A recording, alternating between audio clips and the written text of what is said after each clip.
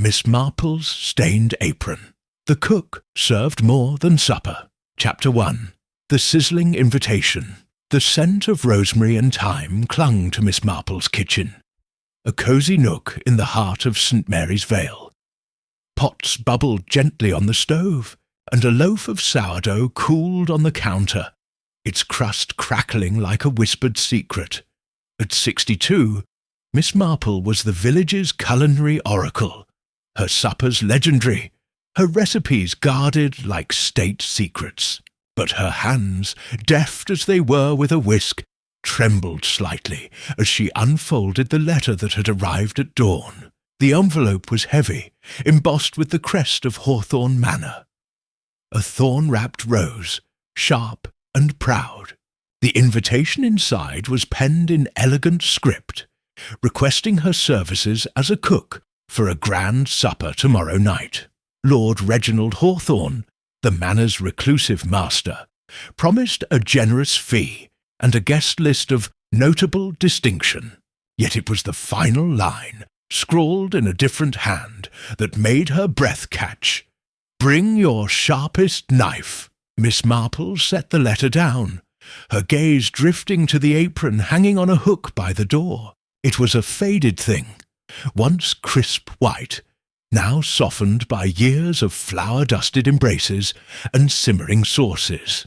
A stubborn stain marred its hem, a dark, irregular blotch that no amount of scrubbing could erase.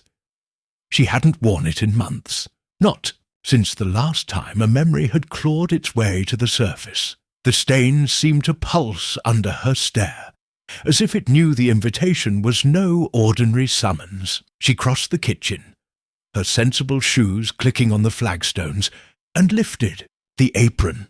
The fabric was cool, heavy with secrets. She traced the stain with a fingertip, remembering the night it appeared. A case gone wrong, a life lost, a promise to leave her old life behind. She'd been more than a cook back then, but that was a story buried deeper than the roots of the village oak. The invitation's cryptic note gnawed at her. "Bring your sharpest knife." A cook's tool, certainly, but the phrase carried a weight that felt less culinary, more deliberate. Was it a jest? A challenge? Darker, simmering beneath the surface like a broth left too long on the flame? Miss Marple folded the apron and tucked it into her basket, alongside her best knives and a tin of her signature spice blend. Hawthorne Manor was a half-day's journey, and she'd need to leave soon to arrive by dusk. The village would buzz with gossip at her absence. Miss Marple, cooking for lords and ladies? But she cared little for their chatter. Her mind was already slicing through possibilities, her old instincts sharpening like a blade on a whetstone. As she locked her cottage door, a chill wind swept through St. Mary's Vale, carrying the faint scent of smoke. She glanced back at the letter, now tucked in her coat pocket. The thorn-wrapped rose of Hawthorne Manor seemed to bloom in her mind, its petals hiding thorns she'd need more than a knife to face. Miss Marple pulled her scarf tight and set off, the weight of the apron in her basket heavier than it should have been.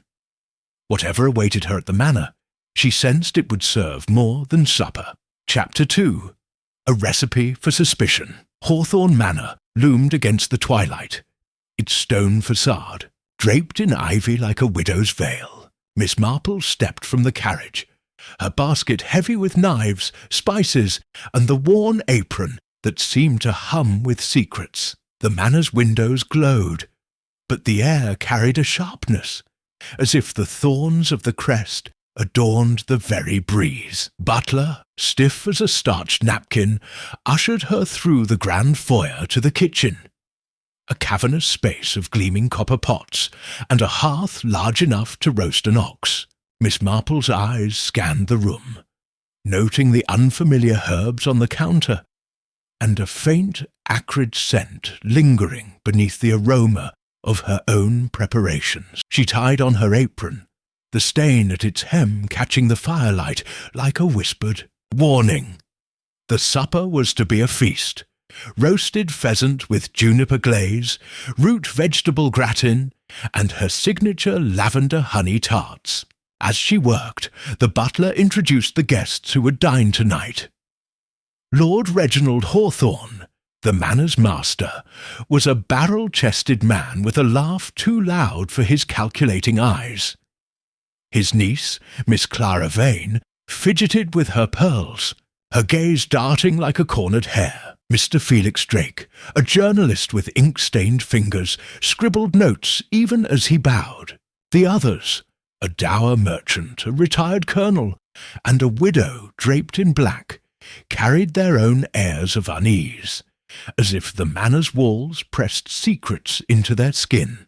The dining hall glittered with crystal and candlelight, but tension simmered beneath the clink of silverware. Miss Marple, stationed discreetly by the serving hatch, watched as the guests tasted her pheasant.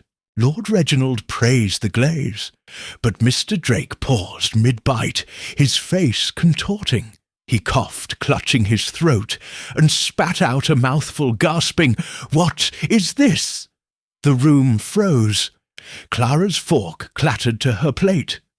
The colonel's moustache twitched, and the widow's eyes narrowed. Miss Marple stepped forward, her pulse steady despite the accusation in Drake's glare. "A spice, perhaps," she offered, her voice calm as a simmering broth. "It's no spice, I know," Drake rasped, his face reddening. "Tastes like poison." Whispers erupted, forks hovering over plates. Lord Reginald waved a dismissive hand, but his laugh was strained. "Nonsense, man. Miss Marple's cooking is divine. A bit of heat, that's all." Yet the guests pushed their plates away, eyes darting to her apron, where the stain seemed to pulse under their scrutiny. Miss Marple excused herself to the kitchen, her mind slicing through the moment. The pheasant had been perfect. She'd tasted it herself. But that acrid scent from earlier. It was familiar, a ghost from a case she'd buried years ago. Hemlock, perhaps, or something crafted to mimic it. She checked her spice tin, finding it untouched, but a small vial lay tucked behind a sack of flour, its contents gone. Someone had tampered with her dish. As she scrubbed a pot, the apron stain caught her eye again, darker now, as if fed by the night's events. She hadn't been a cook that night, years ago, when blood and betrayal had marked the fabric. She'd been a sleuth, unravelling a web of lies until it snapped, costing her more than she'd ever confess. The butler appeared, his face pale. "Miss Marple, Lord Reginald requests you serve the tarts personally. And Mr. Drake is asking questions." She nodded, smoothing her apron. The stain was no mere mark. It was a map to her past, and now, it seemed, to the manor's secrets. As she carried the tarts to the dining hall, her sharpest knife lay within reach, not for cooking, but for cutting through the lies that had already begun to simmer. Chapter 3. The Burnt Ledger.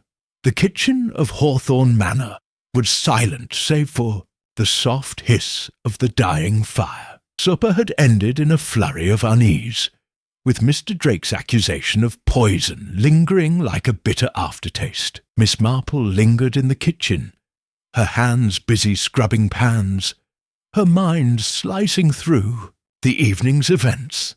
The guests had retired, their whispers trailing them like smoke, but she felt the manor's pulse, restless, watchful. She hung her apron on a hook, the stain at its hem catching the firelight. It was darker tonight, almost liquid, as if it wept for secrets long buried. She turned away, but a faint crackle drew her to the pantry.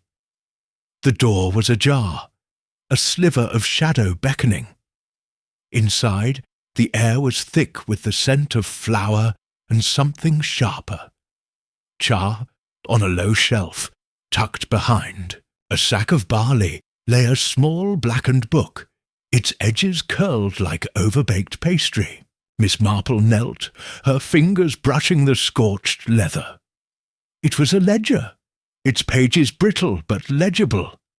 Rows of names, dates, and figures marched across the paper, meticulous yet cryptic. A merchant's record, perhaps less savoury. Her breath caught as she turned a page and saw her own name, Eleanor Marple, circled in red ink, dated 10 years prior. The stain on her apron seemed to throb in her memory. 10 years ago, she hadn't been Miss Marple, the village cook. She'd been Eleanor, a private investigator with a knack for unravelling scandals. The ledger's date matched her final case, a smuggling ring that ended in betrayal, and a stain that wasn't just wine. She'd sworn to leave that life behind, trading her notebook for a whisk. But the past, it seemed, had followed her to Hawthorne Manor. She scanned the ledger further. Other names were familiar. Lord Reginald Hawthorne, listed with a hefty sum. Clara Vane, marked pending, and a cryptic entry for the cook, with no name but a payment far too large for kitchen work. The final page was torn, half burned, as if someone had tried to erase its secrets. Whoever left it here hadn't expected her to find it. Or perhaps they had. A creak from the kitchen startled her. She slipped the ledger into her apron pocket, its weight pulling at the stained hem. The butler stood in the doorway, his eyes flickering with something like suspicion. "Miss Marple, the master asks if you'll prepare breakfast tomorrow. Kedgeree, perhaps?" "Of course," she replied, her voice smooth as cream. But her mind was elsewhere, passing the ledger's clues. The manor's cook, absent since her arrival, was a ghost in the narrative. Had they left the ledger? Or was it planted to draw her in, like a spice luring a moth to flame? As the butler retreated, Miss Marple returned to the hearth, stoking the fire.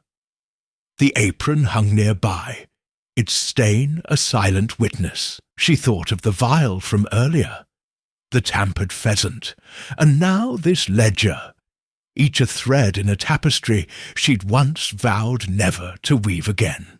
The manor was no mere kitchen, it was a cauldron, and she was stirring something dangerous. She pulled the apron from the hook, folding it carefully. The stain caught her eye, no longer just a mark, but a map, pointing to a truth she wasn't sure she wanted to uncover. Tomorrow she'd serve Kedgeree, but tonight she'd sharpen her mind as keenly as her knife. The ledger burned in her pocket, and with it the past she'd tried to outcook. Chapter 4. Simmering Secrets.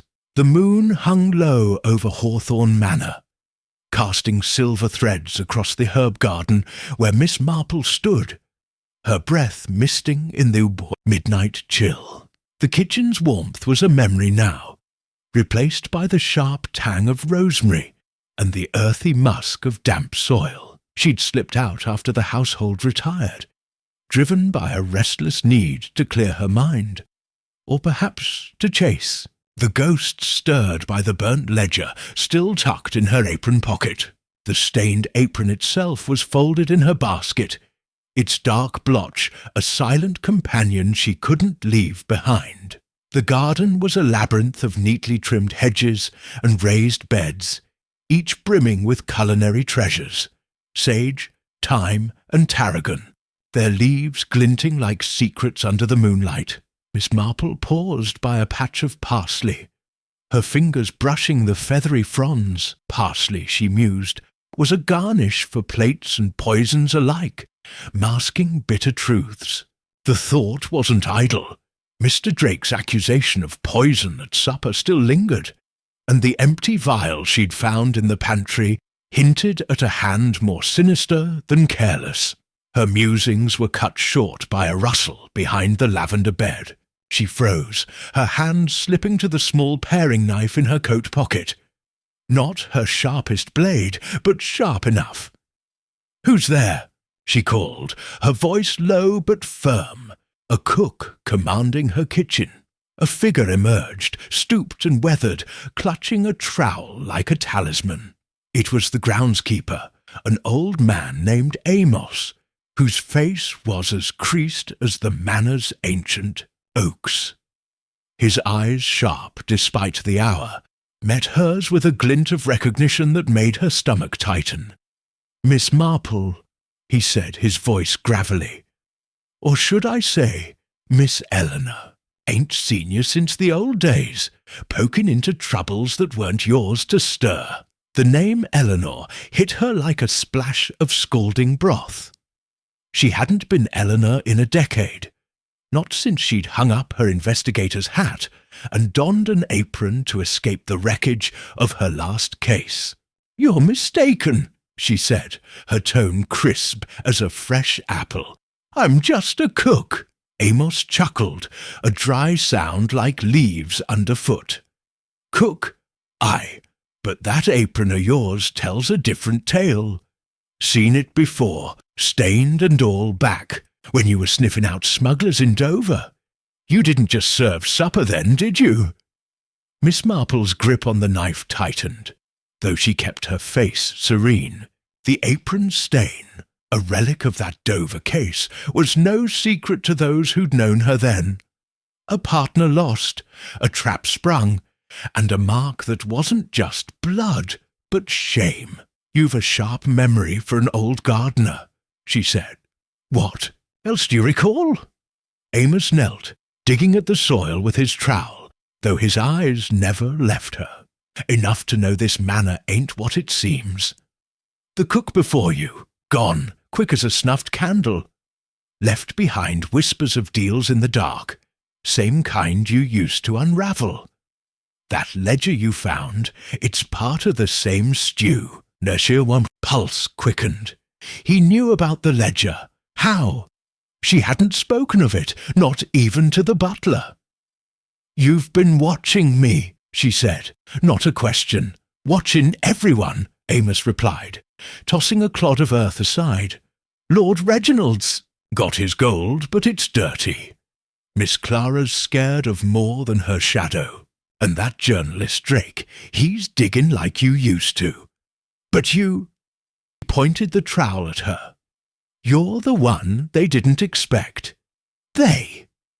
Miss Marple stepped closer, her voice a whisper now, as if the herbs themselves might eavesdrop. "Who's pulling the strings here, Amos?"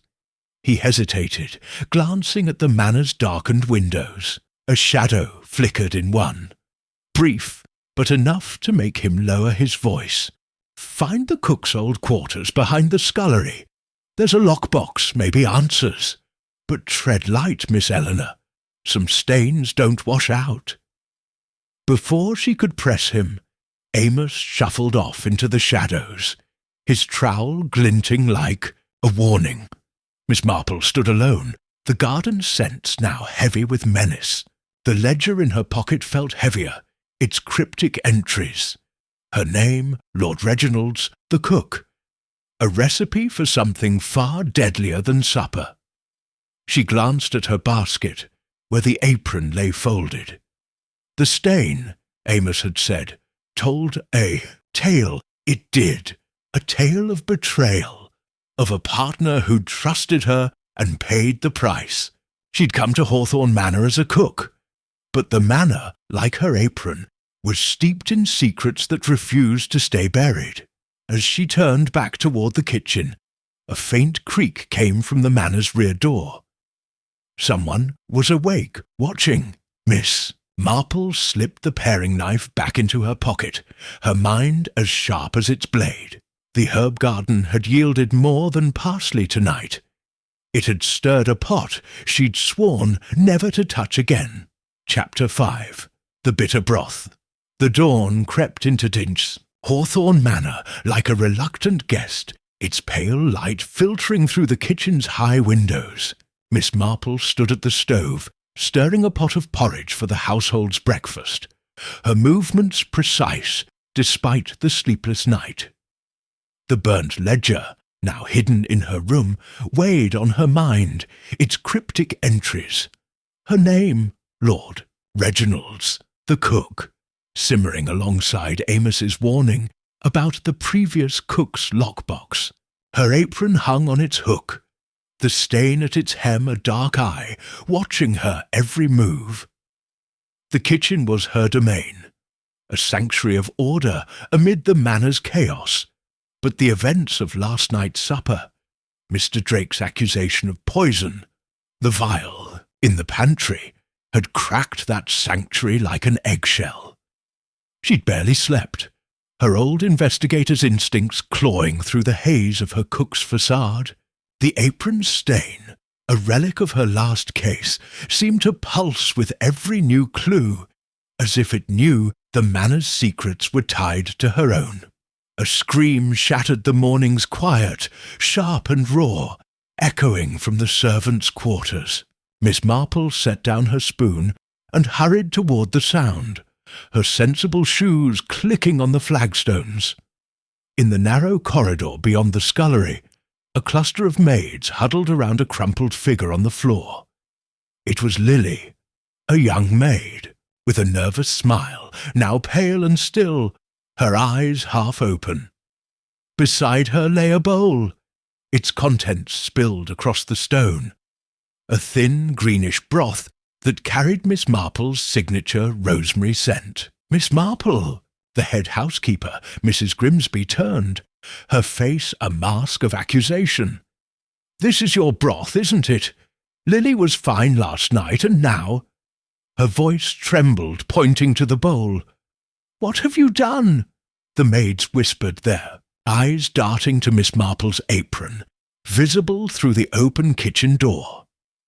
The stain seemed to loom larger, a mark of guilt in their gaze. She knelt beside Lily, ignoring the murmurs, and pressed 2 fingers to the girl's neck. A pulse, faint but steady. "She's alive," Miss Marple said, her voice calm as a simmering stock. "Fetch the doctor, now." As Mrs. Grimsby barked orders, Miss Marple examined the broth. It was hers, prepared last night for the staff, a simple vegetable broth with rosemary and thyme. She dipped a finger into the spilled liquid and tasted it, her palate honed by years of precision. Beneath the familiar herbs was a bitter edge, metallic and wrong, like the hemlock she'd suspected in the pheasant. This was no accident. She rose, her mind slicing through the scene. The broth had been served from a communal pot, yet only Lily was affected. Someone had tampered with her portion, just as they'd spiked the pheasant. Her gaze swept the corridor, landing on a faint smudge of green on the wall, a careless drip from the culprit's hand, perhaps. She filed it away, her old sleuthing habits snapping into place like a well-oiled whisk. In the kitchen, she retrieved the broth pot, still half full from last night. She poured a small sample into a cup and tasted it. Clean, pure, her recipe untainted. The tampering had happened after serving, targeted and precise. She checked the pantry, her eyes scanning the shelves. The vial from yesterday was gone, but a new clue caught her attention. A faint dusting of powder on a jar of caraway seeds, its colour off, too grey for spice. She scraped a pinch into a cloth, tucking it into her apron pocket beside the ledger. This was no culinary ingredient, it was poison or a clever mimic. The butler appeared, his face grim. "Miss Marple, Lord Reginald demands an explanation. The guests are in an uproar, and Mr. Drake is calling for the constable." "Let them call," she said, her tone steady. "But first, tell me about the manor's cook, the one before me. Where did they go?" The butler's eyes flickered, a crack in his polished veneer. "Gone," 2 weeks ago. Left in the night. No word. Why? She didn't answer, but Amos's words echoed. Find the cook's old quarters, behind the scullery. The lockbox might hold answers, but she needed time, and the manor's eyes were on her. She smoothed her apron, the stain catching her eye. It wasn't just a mark. It was a tether, linking her to a past she'd fled and a present she couldn't ignore. That night in Dover, the stain had been born of blood and betrayal, a case that cost her a partner and her peace. Now, it seemed, the manor was serving her a second course. Prepare a tray for Lily, she told the butler. Weak tea, no sugar. I'll check on her myself. As he nodded and left, Miss Marple glanced at the green smudge on the corridor wall, then at the powder in her pocket. The broth was bitter, but the truth was sharper. Someone in Hawthorne Manor was cooking a deadly recipe, and she was no longer just the cook. She was the one to carve it apart. Chapter 6. A Pinch of Betrayal. The kitchen of Hawthorne Manor was a fortress of shadows. As midnight draped its cloak over the estate, Miss Marple stood by the hearth, the fire reduced to embers that cast a faint glow across her apron, its stain a dark bruise against the faded fabric. The day had been a crucible. Lily's collapse, the bitter broth, the accusing glares of the guests, and now, with the manor asleep, she pursued Amos's cryptic lead. Find the cook's old quarters behind the scullery, the ledger in her room, the grey powder in her pocket, and the green smudge on the corridor wall were pieces of a puzzle. But the lockbox he'd mentioned might be the key. She ran her fingers along the hearth's stonework, her touch as delicate as if she were kneading dough. The kitchen was silent, save for the occasional creak of the manor settling. But she felt watched, as if the stain on her apron were an eye peering back. Her search for the previous cook's quarters had led her here, to a faint seam in the stone, a hairline crack that whispered of secrets. She pressed, and a low groan echoed as a panel shifted, revealing a narrow passage cloaked in dust and cobwebs. Miss Marple retrieved a candle from the counter, its flame flickering like her resolve. She slipped the apron from its hook, tying it on for reasons she couldn't name. Perhaps protection, perhaps penance. The stain seemed to pulse as she stepped into the passage, the air thick with the scent of mildew and something sweeter, like rotting fruit. The tunnel sloped downward, its walls damp, until it opened into a small locked room, its door reinforced with iron. The lock was old but sturdy, and her paring knife was no match for it. She rummaged in her apron pocket, past the ledger and the cloth-wrapped powder, and found a hairpin tucked there from habit. Her hands, steady from years of slicing onions and crimes alike, worked the lock with a precision that felt like betrayal. Betrayal of the vow she'd made to leave her old life behind. The lock clicked and the door swung inward. The room was a crypt of forgotten things. A cot, a cracked mirror, a shelf of mouldering recipe books. But it was the table that stopped her heart. On it sat a photograph, yellowed but unmistakable, of herself, Eleanor Marple 10 years younger, her eyes bright with purpose. Beside her stood a man, his smile warm, his hand on her shoulder. Daniel, her partner in Dover, lost to the case that stained her apron and broke her spirit. The photograph was pinned to a scrap of paper with a single word scrawled in red. Traitor, Miss. Marple's knees buckled, the candle trembling in her grip. The stain on her apron, born that night in Dover when Daniel fell to a smuggler's blade, was no mere mark. It was a scar, a reminder of the trap she'd failed to see, the trust she'd misplaced. She'd been betrayed, or so she'd thought, but this photograph, this word, suggested a deeper cut. Had Daniel betrayed her? Or had someone else orchestrated their ruin, and now lured her here to finish the job? She searched the room, her hands shaking as she overturned the cot and pried open a loose floorboard.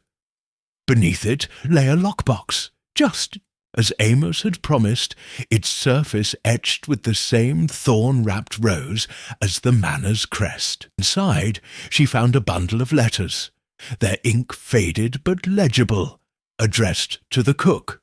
They spoke of shipments, payments, and a final supper. Phrases that echoed the ledger's entries. One letter mentioned a name, Eleanor Marple, as a threat to be neutralized. The sweetness in the air grew cloying, and she realized it wasn't fruit but poison, faint but familiar, like the grey powder she'd found. The previous cook hadn't fled. They'd been silenced, their quarters sealed to hide this truth. Miss Marple tucked the letters into her apron, the stain now a map she could no longer ignore. It wasn't just blood. It was a clue, pointing to a betrayal that spanned a decade and a manor. A soft thud echoed from the passage, like a footfall on stone. She snuffed the candle, her heart a drumbeat. Someone had followed her, or waited for her to uncover this. She slipped the lockbox back under the floorboard, leaving it for now. She'd need more than a hairpin to unravel its full secrets. She retraced her steps. The apron's weight felt heavier, its stain a brand of her past and present colliding. Emerging into the kitchen, she found it empty. But a knife lay askew on the counter, one she hadn't touched. The manor was awake, its secrets simmering, and Miss Marple knew she was no longer just cooking supper. She was stirring a pot that could scald them all. Chapter 7. The Overcooked Alibi. The morning sun pierced Hawthorne Manor's dining hall, glinting off the polished silver and exposing the strain on the guests' faces. Miss Marple moved among them, serving kedgeree with a practised grace, her apron tied tightly, its stain hidden beneath a fold of fabric. Lily, the maid, was recovering under the doctor's care, but the bitter broth incident had left a sour taste in the manor, and suspicion clung to Miss Marple like grease to a skillet. The letters from the lockbox, now hidden with the ledger in her room, burned in her mind, their mention of Eleanor Marple as a threat weaving a thread between her past and the manor's present. Lord Reginald Hawthorne presided at the tables, head, his booming laugh, a thin veneer over his narrowed eyes. "Miss Marple, this kedgeree is splendid," he declared, forking a mouthful of spiced rice and smoked fish. "Puts last night's nonsense to rest, eh?" His tone was jovial, but his gaze lingered on her, as if testing the broth's shadow. The other guests were less convivial. Clara, vain, the nervous heiress, picked at her plate, her pearls clicking like a metronome of anxiety. The colonel muttered about discipline. The merchant tallied imaginary profits, and the widow in black stared into her tea, her silence sharper than a cleaver. Mr. Felix Drake, the journalist, scribbled in his notebook, his pen scratching like a knife on bone.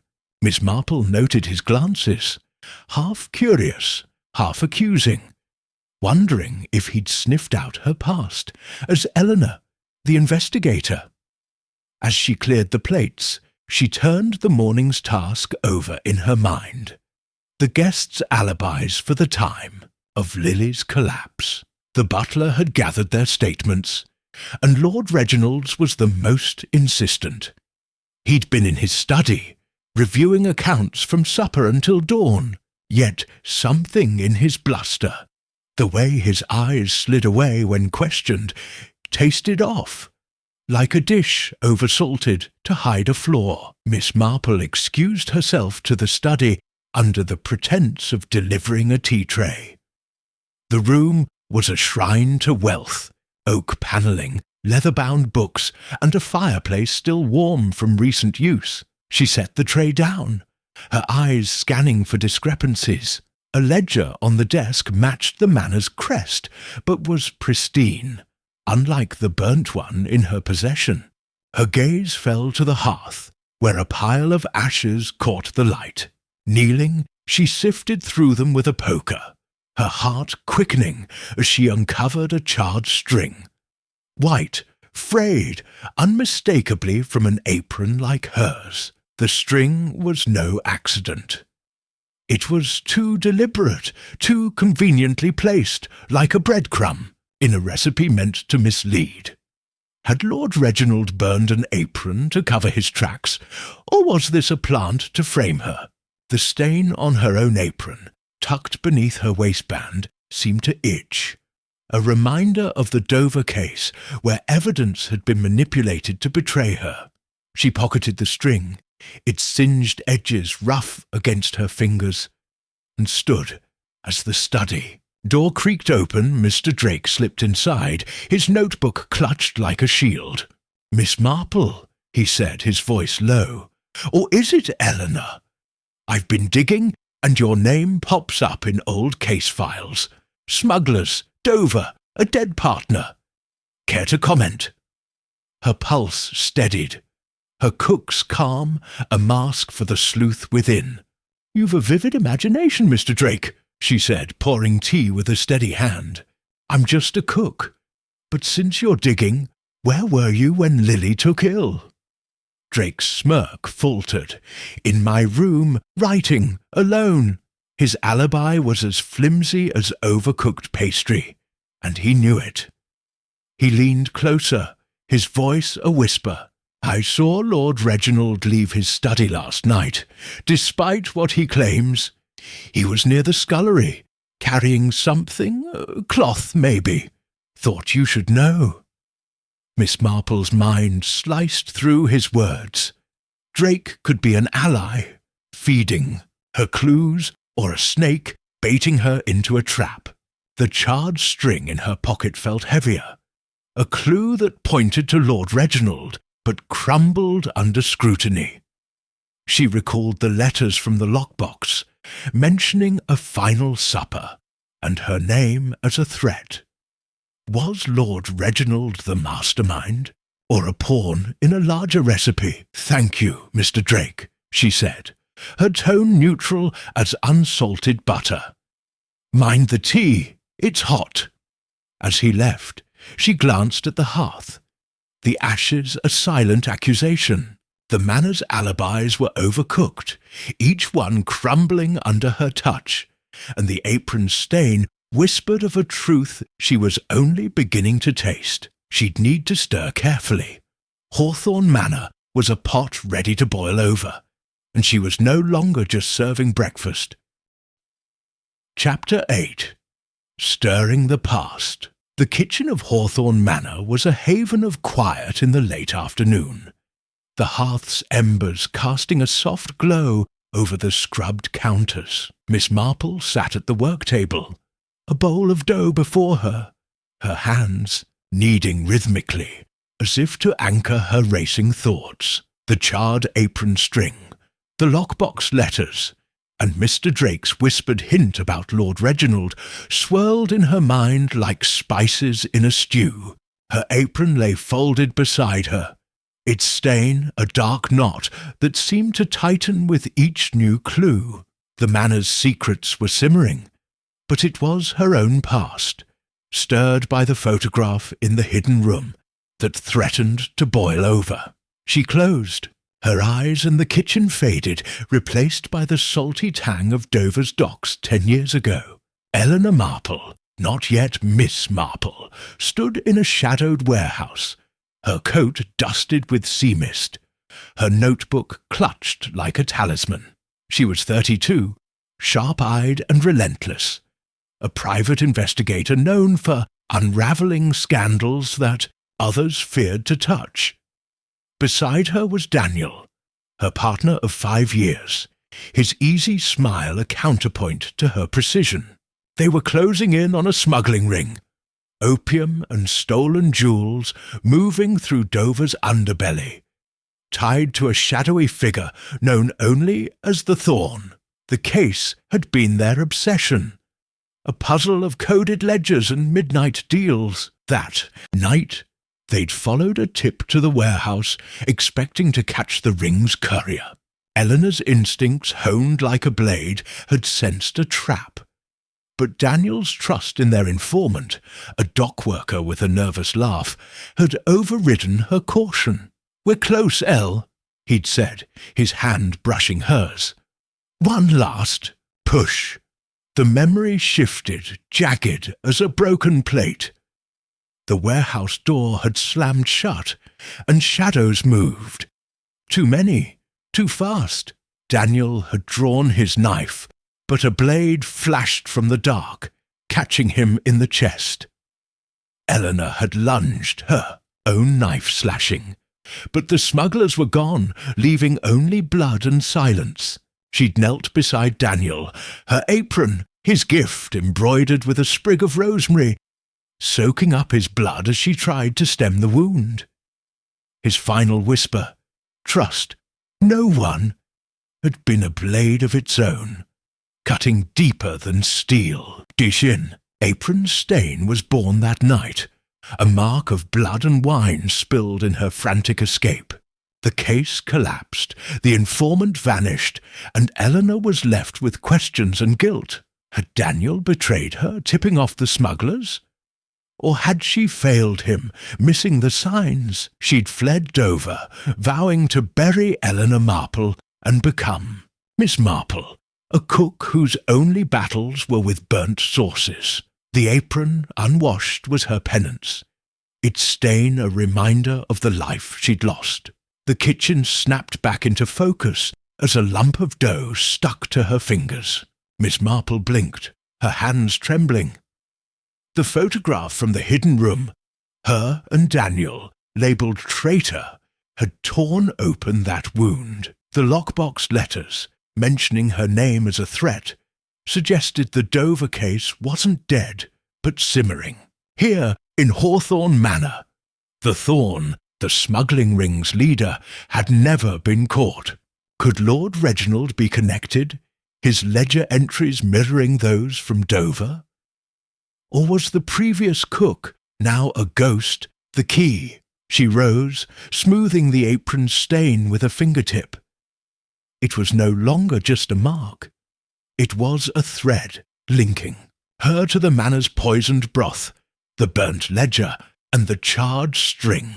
Mr. Drake's probing, Amos's warnings, and Clara's fear all pointed to a recipe she'd tasted before. Betrayal, served cold. The manor was a cauldron, and she was no longer just stirring dough. A knock at the kitchen door startled her. The butler stood there, his face pale. "Miss Marple, Lord Reginald requests you in the library. Something about a cookbook." His hesitation was a spice she recognized, fear. She nodded, tying on her apron. The stain felt alive, a pulse of her past urging her forward. As she followed the butler, her mind sharpened, the cook's facade thinning. Eleanor Marple was waking, and Hawthorne Manor's secrets would not outlast her knife. Chapter 9. The Missing Ingredient. The library of Hawthorne Manor was a cathedral of secrets, its towering shelves heavy with leather-bound tomes and the faint scent of aged paper. Miss Marple stepped inside, her apron tied tightly, the stain at its hem a dark shadow against the firelight. Lord Reginald's summons, delivered by the butler's uneasy tongue, had been vague, something about a cookbook. But she sensed a trap, or perhaps a test, simmering beneath his request. The weight of the lockbox letters, the burnt ledger, and the charred apron string pressed against her.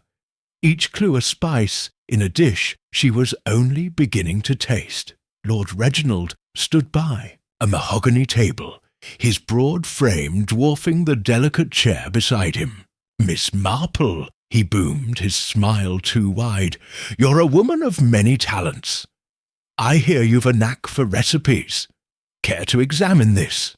He gestured to a worn cookbook on the table, its cover embossed with a faded rose entwined with thorns, the manor's crest. She approached, her senses sharp as a honed blade.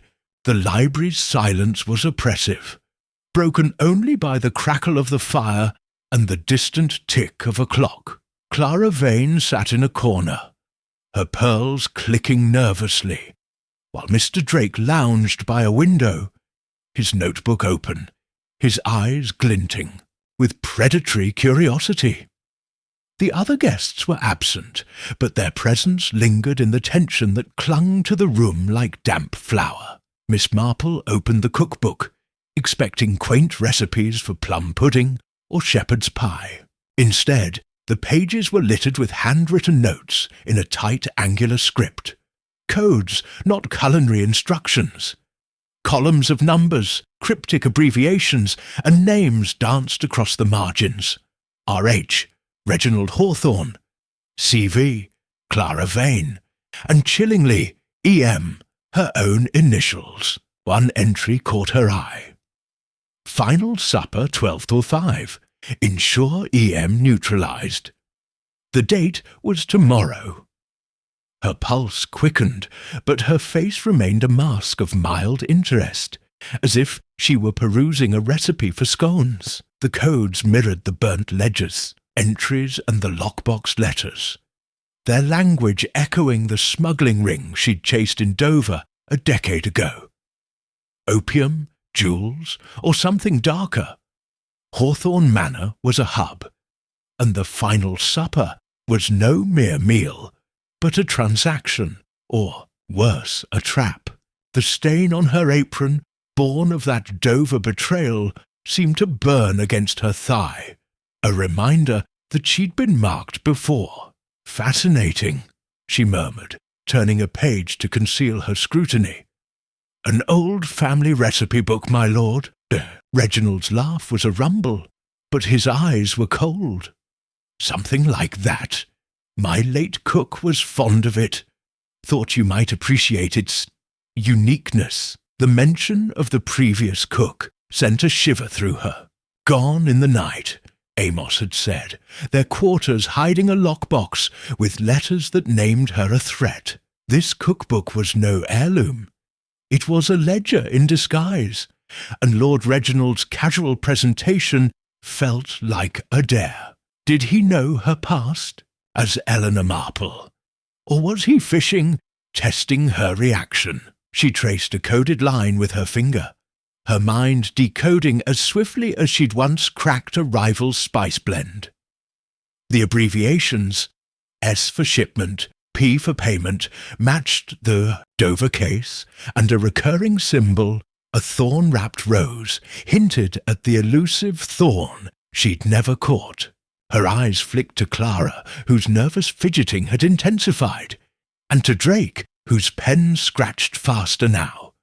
One of them, or both, was part of this, or watching her unravel it. "May I borrow this, my lord?" she asked, her tone as innocent as fresh cream. "It might inspire tonight's dessert." Lord Reginald hesitated, his smile tightening, but he nodded. "Of course, but keep it close. It's precious." As she tucked the cookbook under her arm, the apron stain caught her eye, its darkness a mirror to the library's shadows. The Dover case had ended in blood, Daniels soaking her apron because she'd missed a code, a betrayal hidden in plain sight. She wouldn't miss it again. The final supper loomed, and her name in the cookbook's margins marked her as a target, just as it had in the lockbox and ledger. Leaving the library, she felt Drake's gaze on her back, his notebook a silent threat. Clara's pearls clicked like a countdown. Miss Marple returned to the kitchen. the cookbook heavy in her hands.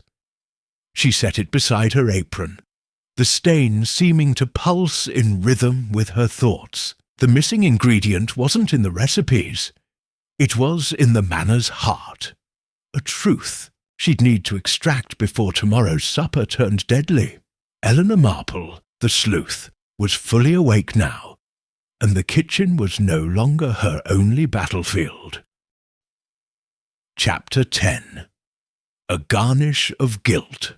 The dining hall of Hawthorne Manor shimmered with candlelight, its long table a stage for suspicion. Miss Marple moved silently among the guests, serving a creamy parsnip soup, fragrant with nutmeg and a secret weapon, a sprinkle of chervil, an herb so mild it was harmless, but its faintness-like tang was unmistakable to a trained palate, or a guilty one. The coded cookbook, now hidden in her room with the ledger and lockbox letters, had revealed a smuggling ring and a final supper set for tomorrow, with her name marked for neutralization. Night, she'd stir the pot, using her culinary craft to expose a crack in the manor's facade. Lord Reginald Hawthorne sat at the head, his laughter louder than the clink of spoons, though his eyes darted to Miss Marple with a wariness she'd come to recognize. Clara Vane, pale as the soup, clutched her napkin, her pearls silent for once. The colonel grumbled about the weather, the merchant tallied invisible sums, and the widow in black sipped her wine, her gaze sharp as a paring knife. Mr. Felix Drake, the journalist, watched Miss Marple closely, his notebook tucked away, but his questions etched in his smirk. She'd chosen chervil deliberately, recalling a detail from the Dover case. A smuggler's courier had avoided anise-flavoured dishes, a quirk tied to a poison they'd handled. If the manor's culprit was linked to that ring, as the cookbook's code suggested, the herb might provoke a reaction, a hesitation, a refusal that would betray their guilt. As she ladled soup, she watched each guest, her senses as keen as her sharpest blade. Lord Reginald ate heartily, praising the soup's warmth. The colonel and merchant followed suit, oblivious to the herb's subtle bite. The widow tasted cautiously, but continued, her expression unreadable. Clara sipped once, then set her spoon down, her face blanching. "It's too rich," she murmured, pushing the bowl away. Miss Marple's pulse quickened. Clara's reaction was telling. But was it fear or guilt? Drake, however, didn't touch his soup. He leaned back, his eyes locked on Miss Marple, a predator sizing up prey.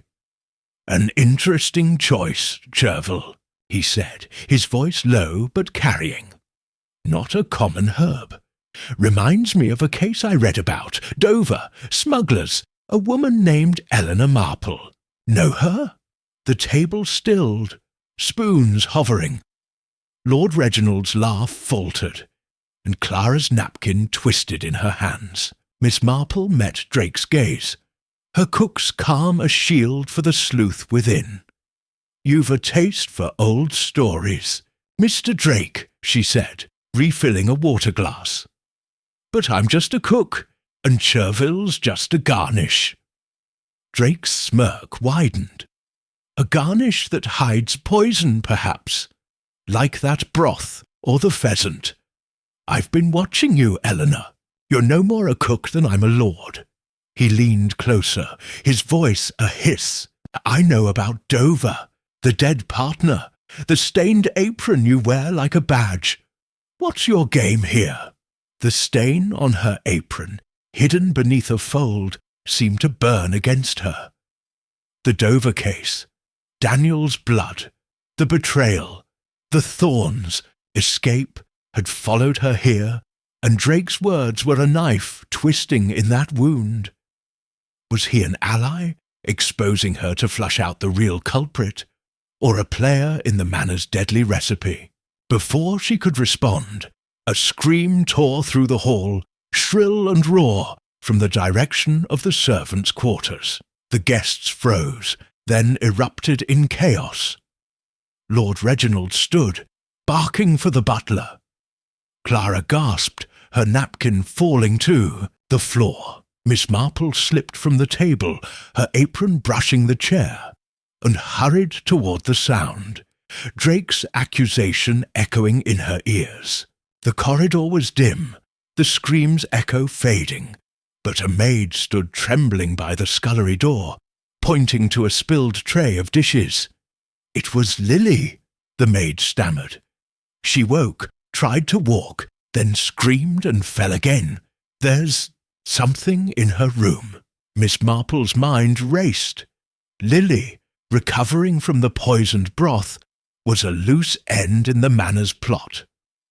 The chervil had exposed Clara's fear and Drake's knowledge, but this scream suggested the final supper was already in motion. She glanced back at the dining hall, where Drake watched her, his expression unreadable. The apron stain, a mark of her past, urged her forward. She was no longer just serving soup, but carving a path through a thickening broth of guilt. "Stay here," she told the maid, stepping toward Lily's room. The Manor was a pressure cooker, and tonight's garnish had only begun to reveal its flavour. Chapter 11. The boiling point. The air in Hawthorne Manor's wine cellar was dank, heavy with the scent of oak barrels and a sharper tang. Death. Miss Marple descended the stone steps, her apron tied tightly, its stain a dark pulse against her hip. The scream from the servants' quarters had led to chaos, with Lily's collapse revealing nothing but a spilled vial of laudanum, likely a sedative, misused. But the maid's frantic whispers of something in the cellar had drawn Miss Marple here, guided by a gut honed by years of slicing through lies. The guests, roused from the dining hall, crowded the cellar's entrance, their faces pale as undercooked dough. At the foot of the stairs lay a body, sprawled among shattered bottles, red wine pooling like blood. It was Amos, the groundskeeper, his weathered face frozen in a grimace, his trowel clutched in one hand. In the other, he gripped a torn strip of white fabric, stained with a familiar dark blotch. Her apron. The guests gasped, their eyes swinging to Miss Marple, accusation thick as smoke. Lord Reginald's voice boomed. "What is this, woman? Your apron in a dead man's hand." Miss Marple's heart thudded, but her face was a mask of calm, as if she were tempering a sauce. The apron stain, born in Dover's betrayal, had marked her as a target before, and now it was a noose tightening around her. She knelt beside Amos, her fingers brushing the fabric in his hand. The tear matched her apron's hem, but the edges were too clean, the stain too prominent. A stage prop, not a struggle's remnant. "This isn't what it seems," she said, her voice steady as a simmering stock. The butler, trembling, stammered, "He was alive last night, tending the garden."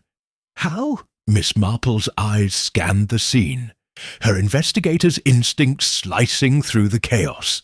Amos's neck bore faint bruises, suggesting strangulation, not a fall. The wine stains on his clothes were dry, but the pool beneath him was wet, glistening in the lantern light. She touched the floor, her fingers grazing a faint trail of wine, leading to a barrel in the corner. "He was moved," she said, rising, "killed elsewhere, then placed here with the fabric to implicate me." Clara Vane gasped, her pearls clicking. "Moved? But why?" Her voice cracked, her eyes darting to Lord Reginald, who stood rigid, his hands clenched. Mr. Drake, ever the shadow, scribbled in his notebook. "Convenient theory, Eleanor," he said, his use of her old name a deliberate jab. "But that's your apron. Care to explain?" Miss Marple ignored him, her mind parsing the clues. The coded cookbook had named her a threat.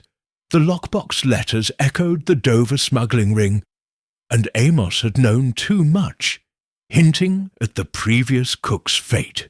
His death was no accident. He'd been silenced, and the apron fragment was a clumsy frame.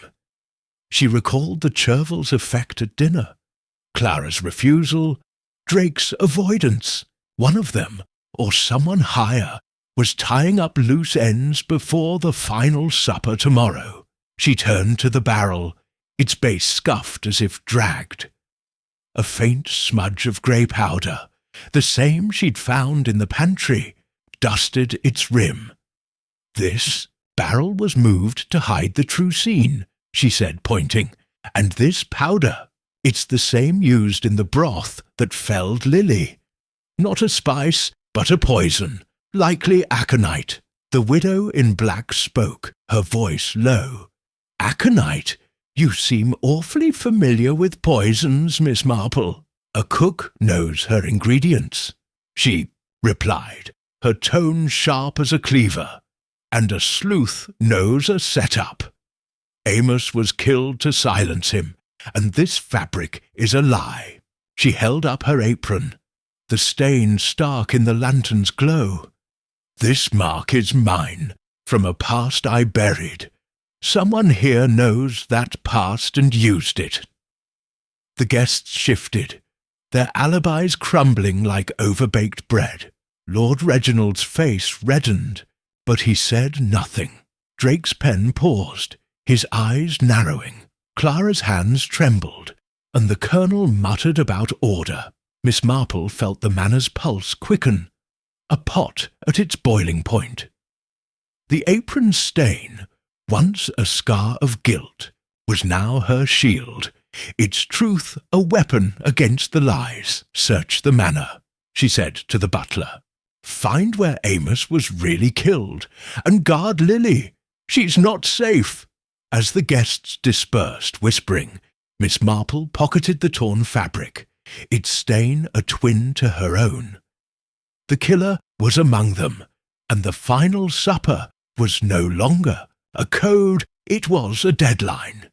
She was no longer just a cook, but a hunter, and Hawthorne Manor's secrets were about to scald. Chapter 12. The final course, the dining hall of Hawthorne Manor, was a crucible, its candles flickering like stars on the brink of collapse. Miss Marple stood at the serving hatch, her apron tied with deliberate care. The stain at its hem, a bold declaration in the firelight. Night was the final supper, foretold in the coded cookbook. A deadline for a smuggling ring's last transaction, and she suspected her own neutralization. Amos's murder, the poisoned broth, the charred apron string, and the lockbox letters had led her here, to a meal designed to unmask a killer. The stain on her apron, born of betrayal. In Dover was her bait, her blade, her truth. The table was set for the manor's guests. Lord Reginald Hawthorne, his jovial mask fraying. Clara Vane, her pearls a nervous drumbeat. Mr. Felix Drake, his notebook replaced by a predatory stare. The Colonel, rigid with indignation. The merchant, counting invisible coins. And the widow in black, her eyes sharp as a skewer. The butler hovered pale, while Lily, recovered but frail, watched from a corner under Miss Marple's orders to stay close. The first course was the pheasant from the opening night, recreated with meticulous care. Juniper glaze, roasted to golden perfection, but free of the hemlock-like taint that had sparked Mr. Drake's accusation. Miss Marple served it herself, her movements slow, her eyes scanning each guest. "A dish to remember," she said, her voice calm as a simmering broth. "One that nearly killed us all." Lord Reginald coughed, his fork pausing. "What's this nonsense?" he blustered. But his eyes flicked to the apron stain, now fully visible as she leaned forward. She ignored him, placing a small dish of chervil garnish before each guest, the herb that had provoked Clara's fear and Drake's avoidance. "Taste it," she said, her tone a command, "or explain why you won't." Clara's hand trembled, pushing the chervil away. I'm not fond of anise," she stammered, her voice cracking.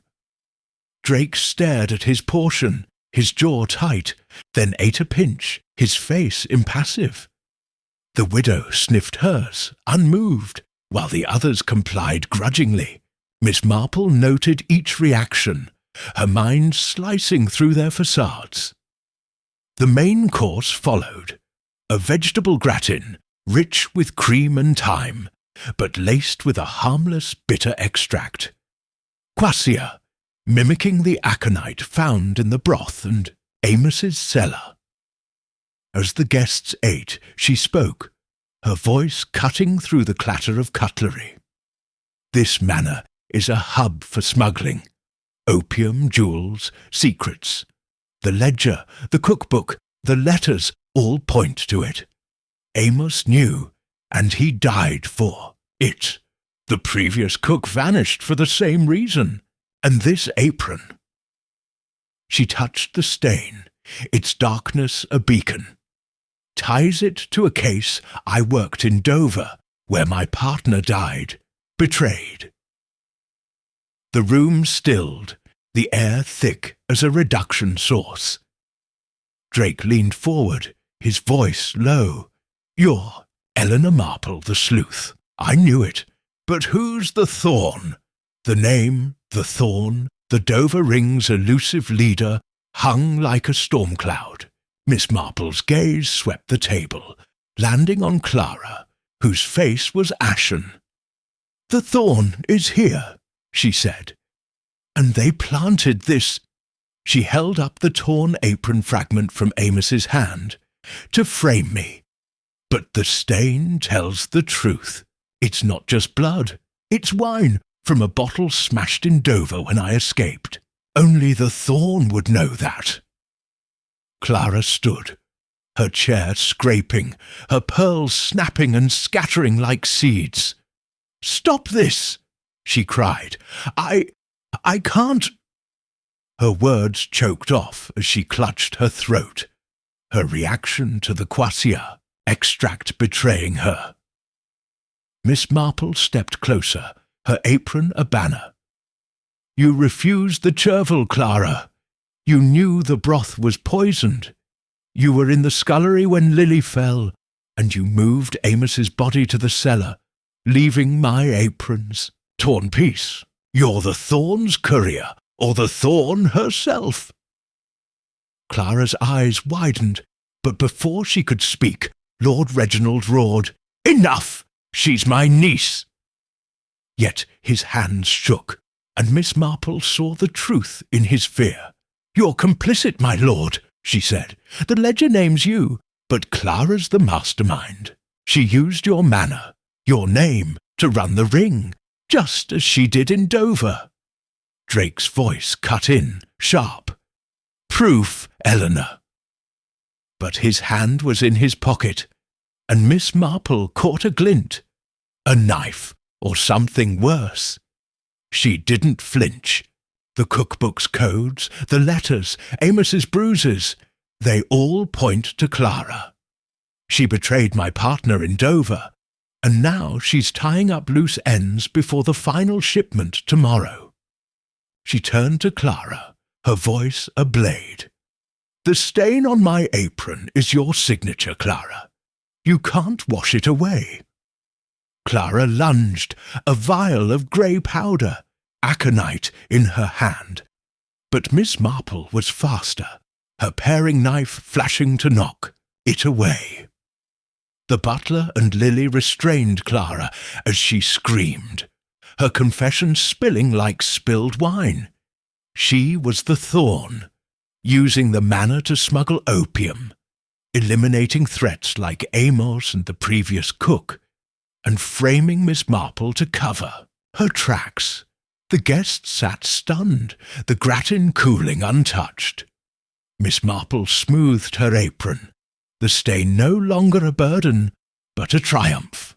The manor's secrets were served, and the final course was justice. Chapter 13. A Clean Apron. The morning sun bathed Hawthorne Manor in a golden hush, as if the estate exhaled after a long, fevered night. Miss Marple stood in the kitchen, her hands wrist-deep in soapy water, scrubbing her apron with a vigour that felt like absolution. The stain at its hem, once a stubborn scar of blood and wine from Dover, was fading, its edges softening under her brush. Clara Vane, unmasked as the Thorn and the mastermind of the manor's smuggling ring, had been taken by the constable. Her confession, a bitter broth that named Lord Reginald as a reluctant accomplice. The ledger, lockbox letters, and coded cookbook were in the authorities' hands, their secrets served like a final course.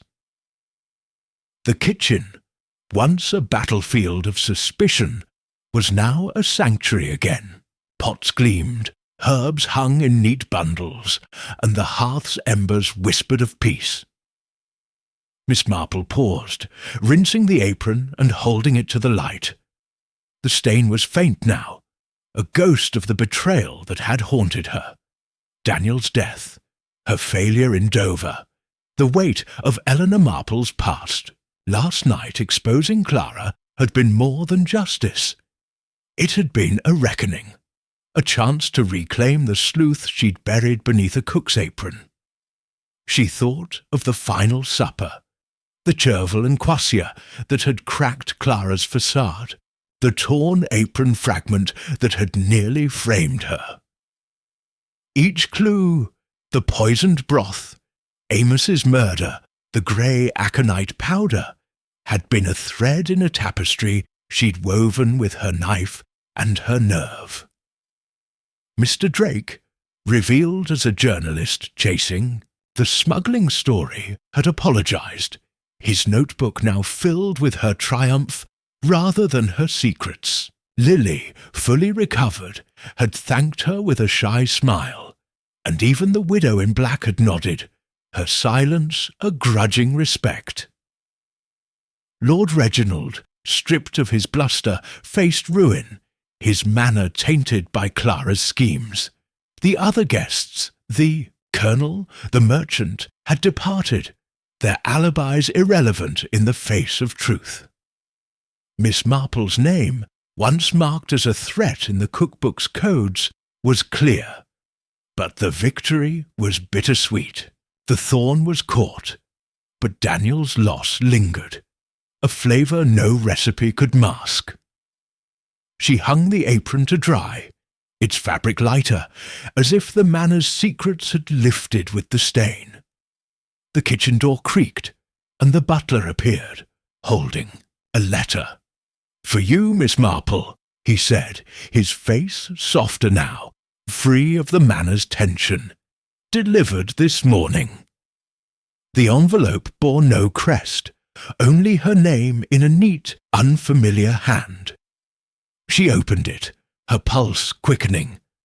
"Miss Marple, your skills are needed in Blackthorn Hall. A feast, a mystery, a shadow waiting. Come at once." No signature, but the words carried a familiar weight, like the invitation that had brought her to Hawthorne Manor. She folded the letter, her lips curving into a faint smile. The sleuth within her, rekindled by this case, stirred like a doe, ready to rise. She packed her basket, knives, spices, the apron, its faint stain no longer a burden, but a badge. As she stepped from the manor, the village of St. Mary's Vale beckoned, but her path led elsewhere, to new puzzles, new pots to stir. The wind carried the scent of rosemary, and Miss Marple walked on, her apron clean, her heart alight. Hawthorn Manor was behind her, but the world was full of mysteries, and she was ready to serve more than supper.